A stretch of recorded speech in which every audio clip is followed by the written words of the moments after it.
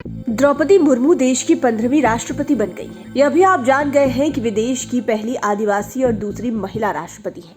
ओडिशा के गांव से रायसीना हिल्स के सफर तय करने में उन्हें कितने वर्ष संघर्ष करने पड़े, जिगर के टुकड़ों को खोया, पति भी असामयिक चले गए, डिप्रेशन में आ गई थी, तब पॉलिटिक्स ने एक नया जीवन दिया, इन्हें जीने का एक आधार दिया। मंत्री बनी, झारखंड की पहली महिला राज्यपाल होने का भी गौरव द्रौपदी मुर्मू को मिला। अब वे 25 जुलाई से रायसीना हिल्स में रहने लगी हैं। अब उनका रूटीन बदल गया है। ऐसे में 5 PM के 5 का तड़का में हम आपको द्रौपदी मुर्मू के राष्ट्रपति के रूप में पहले 5 दिन का हाल बताने जा रहे हैं। देश को पहली आदिवासी राष्ट्रपति के रूप में द्रौपदी मुर्मू ने 25 जुलाई को अपने पद और गोपनीयता की शपथ ली।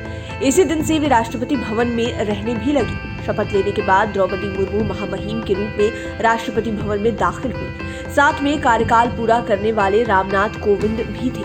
रामनाथ कोविंद अब पूर्व राष्ट्रपति हो गए थे।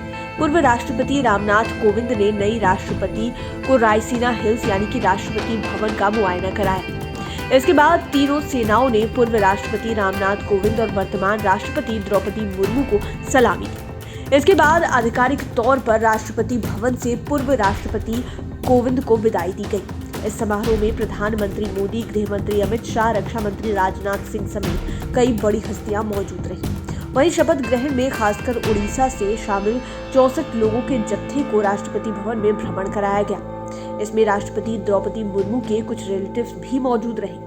आपको बता दें कि इस शपथ ग्रहण समारोह में बिहार के मुख्यमंत्री नीतीश कुमार को भी शामिल होना था, लेकिन वे कोरोना पॉजिटिव होने के कारण नहीं जा सके। अब बात करते हैं 26 जुलाई की।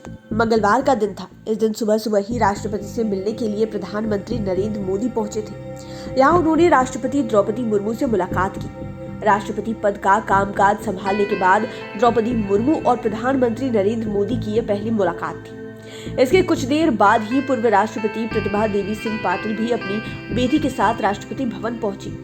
यहाँ तो आपको पता ही है कि प्रतिभा पाटिल के नाम ही देश की पहली महिला राष्ट्रपति होने का रिकॉर्ड दर्ज है। पूर्व राष्ट्रपति प्रतिभा पाटिल और मौजूदा राष्ट्रपति द्रौपदी मुर्मू के बीच लगभग 25 मिनट तक मुलाकात हुई। हालचाल के साथ ही अन्य मुद्दों पर भी बातें हुई। इसके बाद देर शाम तक 6 राज्यों के राज्यपाल ने भी राष्ट्रपति द्रौपदी मुर्मू से मुलाकात की। मुलाकात करने वालों में बिहार के राज्यपाल फागू चौहान, पंजाब के राज्यपाल बनवारी लाल पुरोहित, आंध्र प्रदेश के राज्यपाल विश्वभूषण हरिचंद, राजस्थान के राज्यपाल कलराज मिश्र, छत्तीसगढ़ की राज्यपाल अनुसुईया उइके और उड़ीसा के राज्यपाल प्रोफेसर गणेशी लाल शामिल रहे। कहा जाता है कि राज्यपालों में से ये औपचारिक एवं शिष्टाचार मुलाकात रही। राज्यपालों ने नई राष्ट्रपति द्रौपदी मुर्मू को गुलदस्ता देकर स्वागत एवं अभिनंदन किया।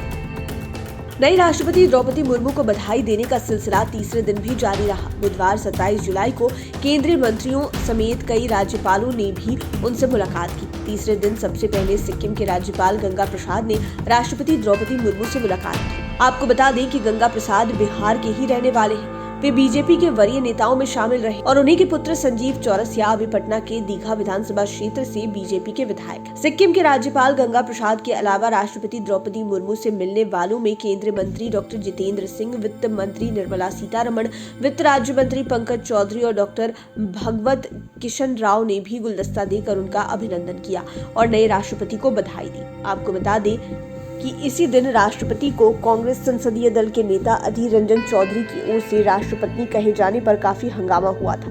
दरअसल कांग्रेस की ओर से दिल्ली में धरना कार्यक्रम चल रहा था। इसी में अधीर रंजन की जुबान फिसल गई थी। हालांकि बाद में उन्होंने माफी मांग ली थी, लेकिन इसे लेकर सोनिया गांधी और स्मृति ईरानी के बीच काफी नोकझोंक हो गई। वहीं अधीर रंजन को लेकर लोकसभा में खूब हंगामा भी हुआ।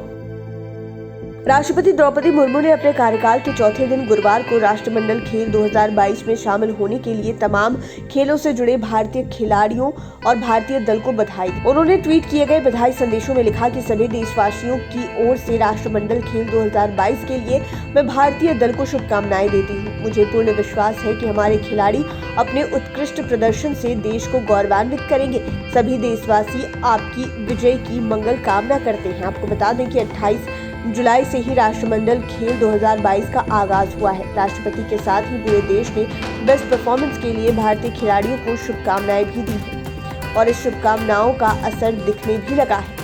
भारतीय टीम को दूसरे ही दिन वेटलिफ्टिंग में तीनों पुरस्कार मिल गए। गोल्ड, सिल्वर और ब्रॉन्ज मेडल लेने से पूरे देश में खुशी की लहर देखी गई। वहीं मेहमानों का सिलसिला भी मिलने का जारी ही रहा। 28 जुलाई को ही महाराष्ट्र के राज्यपाल भगत सिंह केसरिया, केंद्रीय कानून मंत्री किरण रिजिजू, केंद्रीय राज्य मंत्री SP सिंह बघेल आदि ने भी मुलाकात की। इसी तरह राष्ट्रपति द्रौपदी मुर्मू ने शुक्रवार 29 जुलाई को भी कई मेहमानों से मुलाकात की। इतना ही नहीं, 5वें दिन तो कई विदेशी मेहमानों ने भी उनसे मुलाकात कर शुभकामनाएं दी। नई राष्ट्रपति से पहली बार कोई विदेशी मेहमान मिले थे। शुक्रवार 29 जुलाई को राष्ट्रपति द्रौपदी मुर्मू ने सभी मेहमानों को राष्ट्रपति भवन में स्वागत किया। ये अंतर्राष्ट्रीय मेहमान मोजाम्बिक से आए थे।